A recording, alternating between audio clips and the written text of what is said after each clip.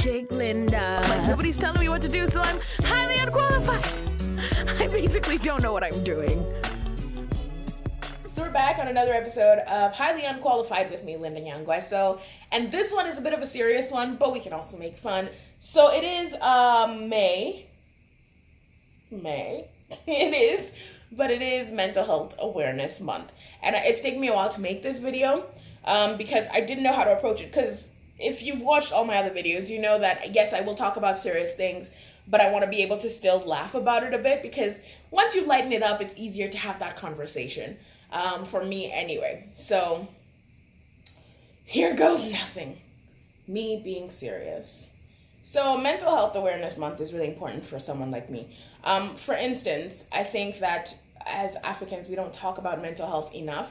And especially with our parents' generation, we were brought up thinking it was a very Mzungu problem. I mean, it was none of our business. I remember when I was a kid in high school, and I'd go home and tell my mom, oh, so-and-so is on antidepressants. And she's like, oh, you know, we're Africans. We just be happy and we're fine. And that was her response to depression. And so it really messed me up in the sense that, like, I was never able to really, like, reach out for help when I was at my lowest, because in the back of my mind, I kept telling me, like, but Africans don't do this. I mean, get it together. Just eat some ugali, you know? So here we are, Mental Health Awareness Day. Let me start from the aspect of being a mom. For me, postpartum depression was really real for me. I found out later on that mostly was postpartum anxiety. So I'll tell you what it is, for me anyway, so that maybe if you're going through it or you know a friend who is, you can tell them to reach out for help. So my postpartum issues manifested themselves in small things. For instance, when I was in hospital, I ended up having an emergency CS after being in labor for like 30 hours. So I was like in and out of consciousness. I was really tired. Like I was just, like I was done. And I didn't have the half awake, half numb. I had the full on, like I was passed out. And when I woke up, when I came to and was actually like coherent, it had been almost like 3 hours since I'd given birth. So this I should have seen as a red flag, because it didn't hit me that I'd had my baby yet. And this is like 2 years ago. So now I can talk about it without like crying and being weird and gross. But like, it was like, I didn't feel like I'd given birth. I didn't understand. Everyone kept telling me, oh, she's beautiful. And then it hit me worse because I realized that everyone had seen this child before I had seen her. And then I had a cousin who'd even posted pictures on Facebook before I'd even seen this human being. And I remember when I first held my child, the first thing I thought was, how am I sure she's mine? Like, I have no proof this person is mine. I think I should have said something then it wouldn't have become so extreme by the time I'd gotten home. Because that's not a normal thought to have. You're just supposed to be joyful. I didn't have that joy. I just kept thinking, how do I know this is really my child? Okay. So then we come home. And first, before we left the hospital, the thing that was already starting to give me a lot of anxiety was that I wasn't able to produce milk. Like, by the time we were leaving the hospital, I was barely able to feed my child. Like, it had deteriorated so much because we were in hospital because I had an infection, blah, blah, blah. We were there for a really long time. So she was already being given glucose and water, and she was cranky, she was hungry, and I was as dry as the Sahara. So finally we get home, and the postpartum then really hit me in the sense that first there was no nurses to help you. You know, the hospital is such like a nice cocoon and bubble to be in because there's all these people who are helping you. If you need to sleep, the baby's carted away. Then there's relatives who want to hold her so you can actually get some rest. But you come home and you're alone. And this is a new human being. So this is a true story. I'd never changed a diaper before I changed my child's diaper. I had never held a newborn before I held my own. I was not maternal to people's children, but I am to my own. So finally I come home and I'm alone. And it was really hard for me to kind of just adjust to the new life because I felt like now every part of me that I was before had died. Like, that's a really extreme way of looking at it, but that's how it felt. It felt like I had no life. I couldn't just leave without this person. And in my head, it became I couldn't leave the house because if I did, this person would die. Because how he needed me so much that if I even like looked away for 2 seconds, she would die. That's the kind of anxiety I had. Like, it wasn't just like, oh, she would get hurt. No. And a lot of people make it seem like postpartum anxiety or depression, it just manifests itself in like these horrible stories you hear of people killing their babies. But sometimes it's the opposite. For me, I felt like not being around her and not being an absolute perfect mom would kill her. So I never gave myself any breaks. It was so extreme to the point where, like, going to the washroom, I felt like even if I went to pee, I'd find her dead. So, like, I would wear a baby carrier. We're going in there together, sis. So she got to know me really early in her life. It was that extreme for me. And I didn't like people holding her because I was like, I don't know what germs you've brought here. Now, that's a normal fear for a mom, but when it's postpartum anxiety or depression, it's so extreme. I started, like, tensing up every time people touched her. That's not normal.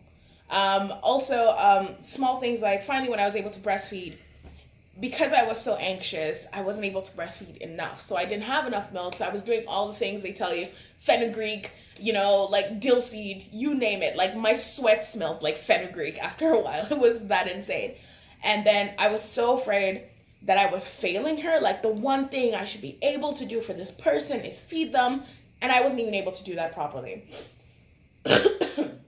So that killed me. And then it just, like, made it worse for me. And then, because, when shit happens, it happens in multiples. My child also had colic, like, of all the damn things, right? So we were sleeping every 2 hours, she'd be up, and that was on a good night. Yeah. So after a while, I just stopped sleeping. I was like, what's the point? She's gonna wake me up anyway. It got to a point where I started hearing people talking to me. Not like crazy voices, but I would be sitting in the room with someone. They're not saying anything. They're watching TV, but I think they said something to me. So I keep saying, what? It was because I was so sleep deprived, but I was afraid if I slept, I wouldn't hear her cry, and then she'd die. Those are not normal thoughts. So I think as moms, we need to talk about postpartum depression and anxiety. Sometimes it's not as extreme. Sometimes it's easily hidden, because for me, nobody could tell. My best friends, though, came and found me one day. I'd forgotten to lock the door. Like, I was that sleep deprived. I'd forgotten to lock the front door. I was sitting on the couch with the baby, and I was staring at the TV. There was nothing on, but in my head, I was watching TV. And they walked in, and they're like, sis, you need to go and, like, just get away from this kid. So they took the baby, and I was able to go and shower and, like, regroup and sleep. And I think as moms, we need to ask for help when we need it.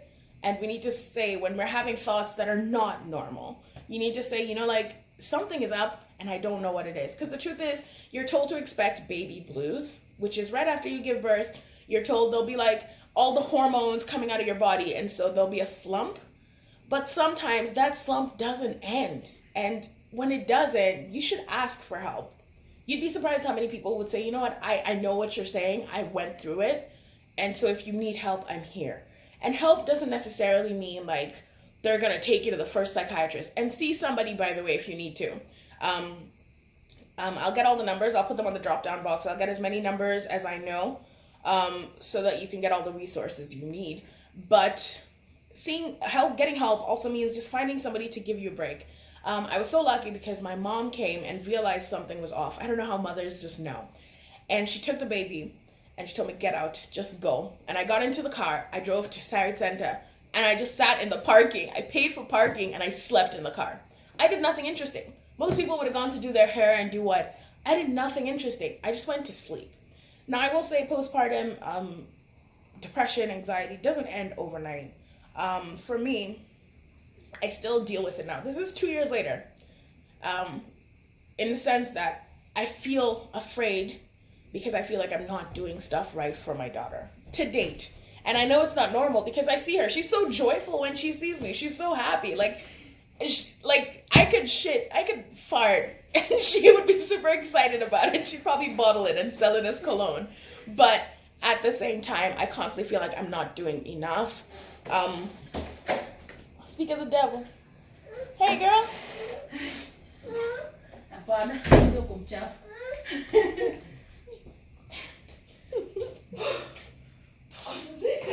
That's what kids are having. They're having like a little party outside. Okay.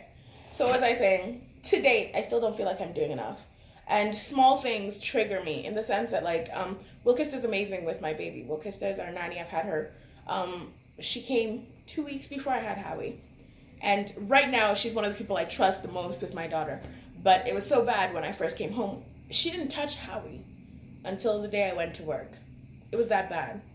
And she lived with us. She was helping me, but I didn't let anyone touch Howie. And now look, they're just like, they're boys. So anyway, like, what I was trying to say is small things trigger me in the sense that, we'll kiss her right now. Howie thinks mama is like the term of endearment. Because I go, hi mama, are you okay mama? So she thinks it's an endearing thing. So as much as she calls her titita, she also calls her mama. And that kills me because I keep thinking, like, is it because I'm not here enough? Is it because she thinks this person is her mother because I'm not doing enough? Am I not showing her enough? Am I not, like, in my head, there's all these things just rolling around. And I have to tell myself constantly, it's not that. It's because this person's also showing her love. Why am I pissed off? But I have to always remember that with mental health and mental health issues, especially when it's postpartum, post-needy, it doesn't end overnight, and it's not just one day you wake up and you're fine. And if it is for you, that's great. But it's a constant reminder of telling yourself it does get better and enjoying the moment. So not thinking about the bigger picture and how horrible it is all the time, but thinking about the small things like, today, Howie and I built something and she was so excited.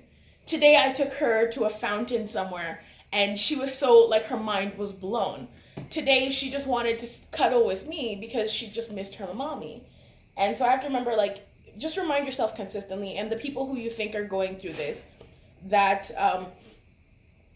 and this one makes me so sad every time I hear it, because everyone told me this when I'd had Howie, you're the best mom this child needs.